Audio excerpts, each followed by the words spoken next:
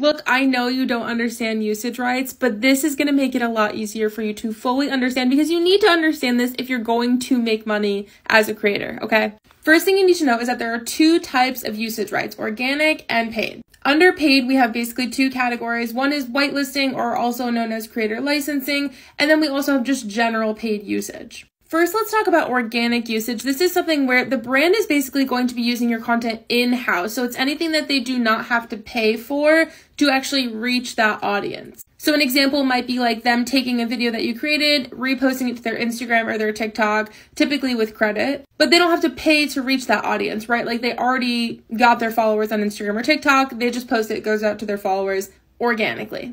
As for a rate, I have literally never seen a creator ever charge for organic usage rights. But there's a huge caveat here that you need to make sure. Should be in bold. I didn't even write it here, but it should be in bold, okay? With organic usage, you don't charge for it. However, you need to have a time limit on it. Do not give away perpetual usage rights. I could literally go into a whole tangent on that. You need to have organic usage rights for 3 months, 6 months, 9 months, 12 months max, okay? But no longer than that. They need to have the opportunity to renew at the end of that period, but don't ever give away usage rights forever.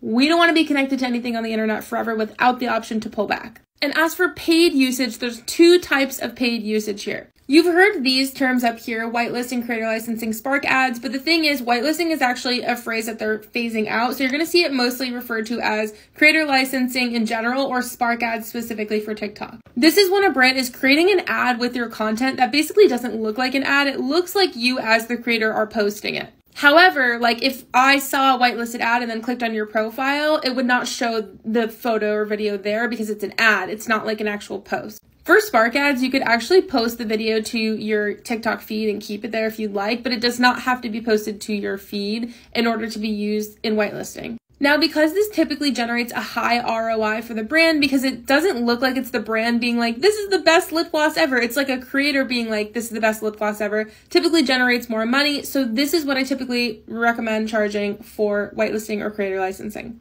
And if you need help understanding this equation, let me know. I'll make a whole example video for you. So then we also have just general paid usage. This is when a brand is going to pay to basically reach the audience that they want this piece of content to reach. Example might be a Facebook ad or an Instagram ad or an Instagram stories ad, and it looks like it's coming from the brand. It's a very typical classic ad, what you think of when you think of an ad. In this case, 15 to 20% of the base rate per 30-day period is industry standard rate. However, for something like a billboard, guys, like the rate should be higher. That we can discuss at another time, okay? Most important thing, ask the brand where they intend on using this content so you can know how to charge.